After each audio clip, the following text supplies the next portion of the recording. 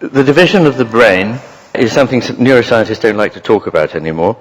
It enjoyed a sort of popularity in the 60s and 70s after the first split brain operations, and it led to a sort of popularization which has since been proved to be entirely false.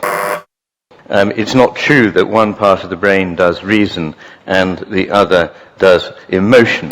Both are profoundly involved in both. It's not true that language resides only in the left hemisphere. It doesn't. Important aspects are in the right.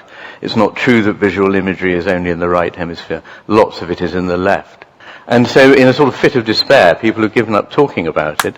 But the problem won't really go away, because this organ, which is all about making connection, is profoundly divided.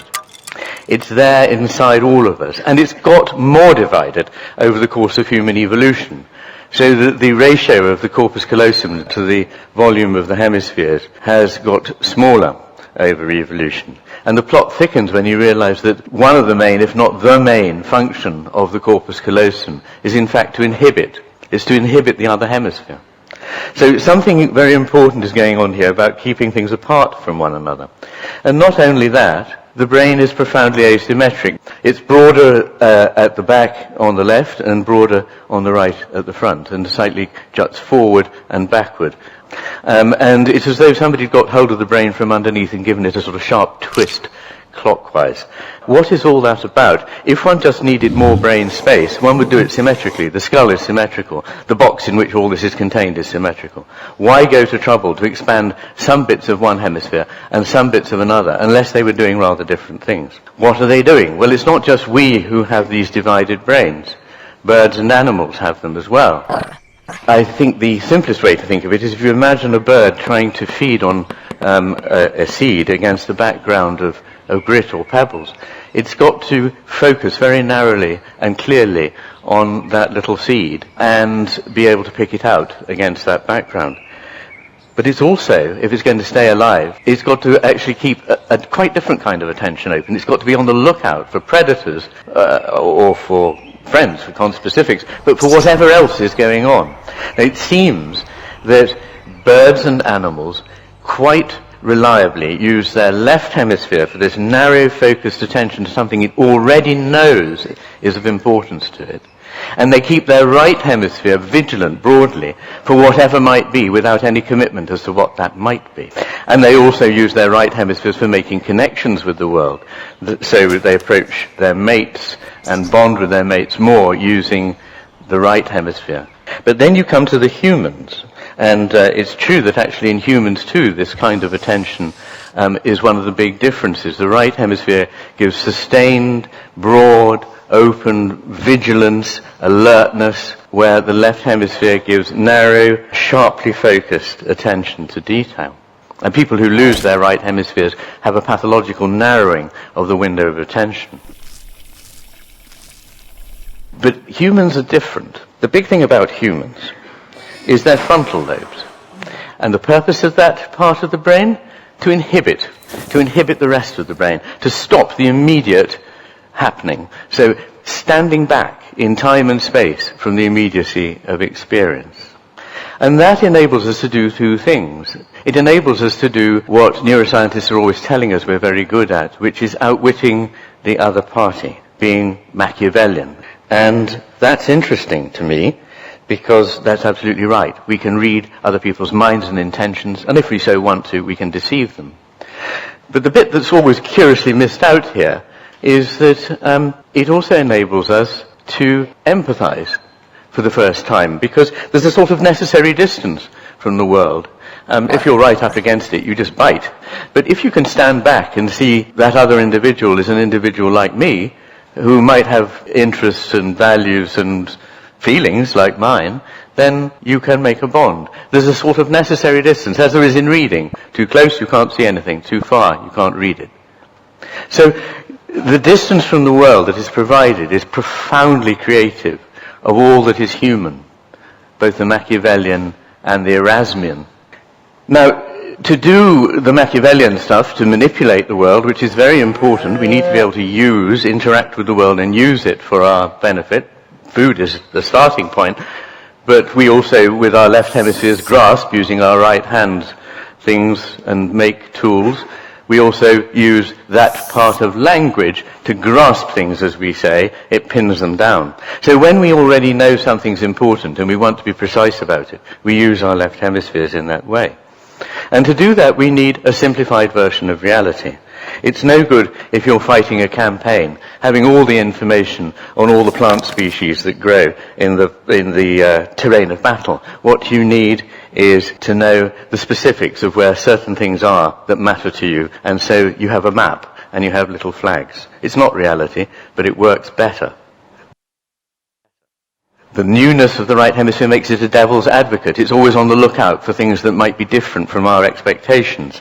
It sees things in context. It understands implicit meaning, metaphor, body language, emotional expression in the face. It deals with an embodied world, in which we stand embodied in relation to a world that is concrete. It understands individuals, not just categories. It actually has a disposition for the living rather than the mechanical. And this is so marked that even in a left-hander who is actually using their right hemisphere in daily life to manipulate tools with their left hand, it is their left hemisphere, not their right hemisphere, in which tools and machines are coded. So this is very interesting. And it changes the view of the body. The body becomes an assemblage of parts in the left hemisphere. If I had to sum it all up, I would get away from all those things that we used to say, reason and imagination. Let me make it very clear. For imagination, you need both hemispheres. Let me make it very clear. For reason, you need both hemispheres. So if I had to sum it up, I'd say the world of the left hemisphere, dependent on denotative language and abstraction, yields clarity and power to manipulate things that are known, fixed, static, isolated, decontextualized, explicit, general in nature, but ultimately lifeless. The right hemisphere, by contrast, yields a world of individual, changing, evolving, interconnected, implicit, incarnate, living beings within the context of the lived world, but in the nature of things never fully graspable, never perfectly known. And to this world it exists in a certain relationship. The knowledge that's mediated by the left hemisphere is, however, within a closed system. It has the advantage of perfection, but the perfection is bought ultimately at the price of emptiness. There's a problem here about the nature of the two worlds. They offer us two versions of the world, and obviously we combine them in different ways all the time. We need to rely on certain things to manipulate the world, but for a broad understanding of it, we need to use knowledge that comes from the right hemisphere. And it's my suggestion to you that in the history of Western culture, things started in the 6th century BC, in the Augustan era, and in the 15th, 16th century in Europe, with a wonderful balancing of these hemispheres. But in each case, it drifted further to the left hemisphere's point of view. Nowadays, we live in a world which is paradoxical. We pursue happiness, and it leads to resentment, and it leads to unhappiness. And it leads, in fact, to an explosion of mental illness. We've pursued freedom, but we now live in a world which is more monitored by CCTV cameras, and in which our daily lives are more subjected to what de Tocqueville called a network of small, complicated rules that cover the surface of life and strangle freedom. More information, we have it in spades, but we get less and less able to use it, to understand it, to be wise. There's a paradoxical relationship, as I know as a psychiatrist, between adversity and fulfillment, between restraint and freedom, between the knowledge of the parts and wisdom about the whole. It's the machine model again that is supposed to answer everything, but it doesn't. Think about this. Even rationality is grounded in a leap of intuition. There is no way you can rationally prove that rationality is a good way to look at the world. We intuit that it is very helpful. And this is not new. At the other end of the process, rationality we know from Gödel's theorem, we know from what Pascal was saying hundreds of years before Gödel, that the end point of rationality is to demonstrate the limits to rationality.